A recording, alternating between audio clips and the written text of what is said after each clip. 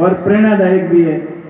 आज जो final match देख रहे थे, मेरे पूर्व वक्ताओं ने भी बताया और मैं भी इसके बारे में थोड़ा बताऊंगा कि जिस मैच के अंदर मैच रेफरी की, कैप्टन, जो निर्णायक दल की जो भूमिका रहती है वो ही सबसे इम्पोर्टेंट रहती है। तो आप जो शारीरिक शिक्षक या मैच खिलाने के लिए आए, आपने सही और सटीक निर्णय लिया और एक बार छोटी सी चूक हुई थी तो थर्ड अंपायर ने भी बीच में आकर उस विवाद को सुलझा दिया। तो वाकई में ऐसे ही सही और सटीक निर्णय होंगे तभी मैचों के प्रति रुचि बनती है, नहीं तो क्या हारने वाली जो टीम है उसका मनोबल टूट जाता है कि काश मेरे प्रति वो गलत निर्णय नहीं होता। उसके साथ साथ में दर्शकों का भी सबका मन टूट जाता है। तो मैं निर्णायक दलों की भूमिका जो थी वो बहुत ही अच्छी सराहनीय थी। उसके साथ साथ समस्त प्रतिभागियों ने, खिलाड़ियों ने जो भाग लिया उनका सबका धन्यवाद और जीतने वाली टीम को बहुत बहुत धन्यवाद। और जो पीछे रहेगी वो अगली बार अच्छा प्रयत्न करे। और मैंने देखा कि इस टूर्नामेंट के अंदर अपने राजस्थान के ही थे, बाहर के तो नहीं कह सकते, लेकिन जो जयपुर और गंगानगर, हनुमानगढ़ से खिलाड़ी आए, अच्छे खेल का परिचय दिया। तो अपन स्थानीय खिलाड़ियों को भी उनसे देखकर प्रेरणा लेनी चाहिए और अगली बार जब भी टूर्नामेंट हो तो उस टीम के सामने मुकाबला करने के लिए अपनी स्थानीय टीम, सभी गांव के खिलाड़ी इकट्ठे होकर उनके मुकाबला के लिए तैयार रहें ताकि ये मुकाबला रोचक रहे, सबके लिए प्रेरणादायक रहे।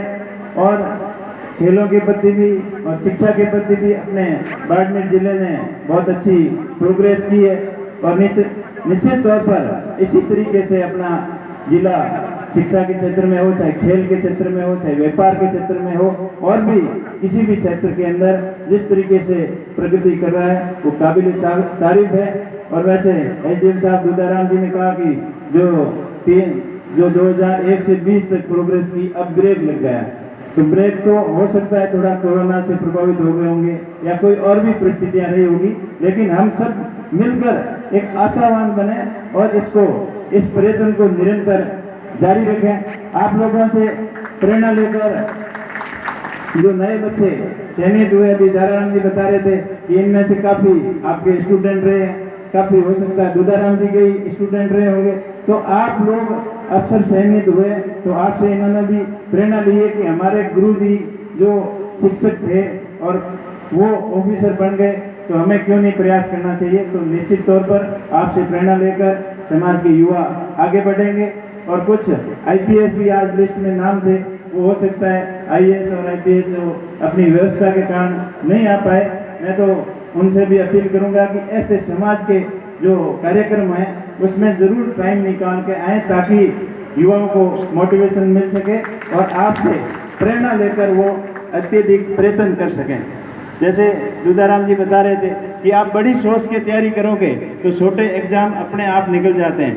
ये मेरे खुद के ऊपर मैं एग्जाम दूंगा कि बड़ी तैयारी मैंने की थी, लेकिन बड़ी तैयारी के अंदर सफल नहीं हुए तो छोटे जो 2-3 एग्जाम थे, एग्जाम रूपी समझे, वो अपने आप सफल हो गए। और जवाहराम जी ने कहा कि आप हताश नहीं हुए, अपनी असफलता का दोष किसी दूसरे पर न गढ़े। तो ये भी मेरे ऊपर भी लागू होता है। तो अपन ने प्रयास तो किए थे, लेकिन कहीं न कहीं कमियां रही भी होगी। कभी 0.5% से 0.1% से भी कंपटीशन में बच्चे पीछे रह जाते हैं। तो उनको हताश होने की जरूरत नहीं है। वो अपनी कमियां क्या रही, किस तरीके से कंपटीशन के अंदर अपने कमी छोड़ दी या अपने पढ़ने के अंदर छोड़ी या तैयारी करने के अंदर छोड़ी या इंटरव्यू के अंदर अपनी कमी रह गई, तो ऐसी कमियों को ढूंढ के उनके ऊपर मंथन करें, चिंतन करें ताकि दोबारा अपने को असफलता के रास्ते से उनको ऑटोमेटिक हट जाएं। तो अपना हमेशा सकारात्मक सोच के साथ में आगे बढ़ें। पॉजिटिव थिंकिंग आप रखोगे तो दुनिया की कोई ताकत आपको आगे बढ़ने से नहीं रोक पाएगी। बाकी पूर्व वक्ताओं ने खूब सारी बातें बताई, घूम फिर के कहो तो उसी पॉइंटों पे आते हैं।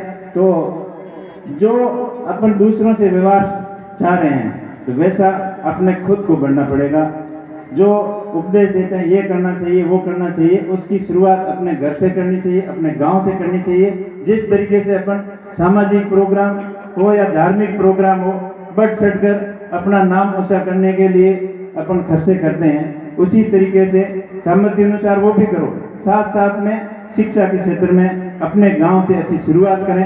अपने गांव की स्कूल को अपन बढ़िया बना सकते हैं, गांव के स्कूल के अंदर बढ़िया खेल मैदान बना सकते हैं। गांव के स्कूल के अंदर अगर स्टाफ की कमी है तो गांव मिलकर कर सकता है। एक गांव मिलकर अगर 1 करोड़ का मंदिर बना सकता है तो 5 करोड़ की स्कूल भी बना सकता है। इम्पॉसिबल कुछ नहीं है। उसकी पहल और प्रयत्न करने चाहिए, और छोटे मोटे प्रयत्न मैंने भी किए, अपने गांव से किए, तो आप लोगों ने सोशल मीडिया के माध्यम से सुने होंगे। तो आप सभी से मैं तो यही अपील करूंगा कि अपने सामर्थ्य अनुसार शिक्षा के क्षेत्र में ज़्यादा से ज़्यादा सहयोग करें, और जो विद्यार्थी जिस विद्यालय के अंदर पढ़ के जाता है और उस आगे चाहे बिजनेस के अंदर सफलता मिलती हो, चाहे सर्विस के अंदर सफलता मिलती हो, चाहे किसी अन्य सेक्टर के अंदर सफलता मिलती है, तो जहाँ भी सफलता मिलती है उसकी एक तनख्वाह या 1 महीने की कमाई अगर स्कूल के अंदर खर्च कर दे तो भी स्कूलों के अंदर बहुत सारी कमियों को दूर किया जा सकता है। जिस प्रकार मेलों के अंदर, बार त्योहार के अंदर और सामाजिक प्रोग्रामों के अंदर अपन सहयोग भी करते हैं, उसी तरीके से अगर 26 जनवरी और 15 अगस्त के 2 पर्व आते हैं तो उनको जब स्कूल में मनाने जाते भी हैं तो वहाँ जो अपन आर्थिक सहयोग करते हैं ना, तो पहले तो शुरुआत होती थी 5 रुपए की, 10 रुपए की, अभी कई हिम्मत करते हैं 100 रुपए, और कई जो ज़्यादा बिजनेसमैन है या नौकरी वाले हैं वो 500 तक की हिम्मत करते हैं।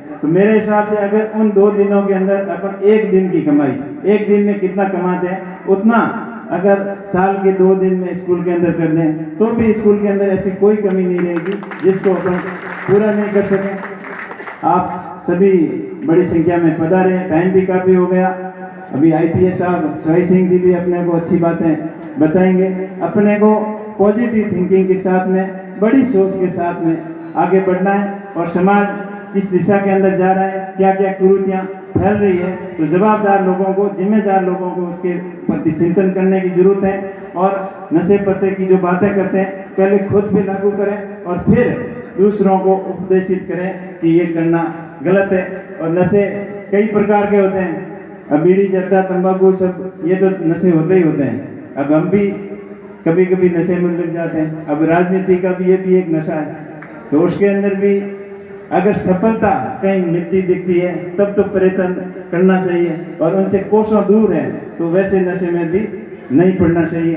तो आप सकारात्मक और अच्छी पॉजिटिव थिंकिंग के साथ में समाज को, सभी वर्गों को साथ में लेकर आगे बढ़े तो निश्चित तौर पर अपना बाड़मेर जिला आगे बढ़ेगा, अपना समाज आगे बढ़ेगा, और किसी भी चीज़ की कोई कमी नहीं रहेगी अगर सबका साथ और सबका विकास की विचारधारा के साथ अपन आगे चलेंगे।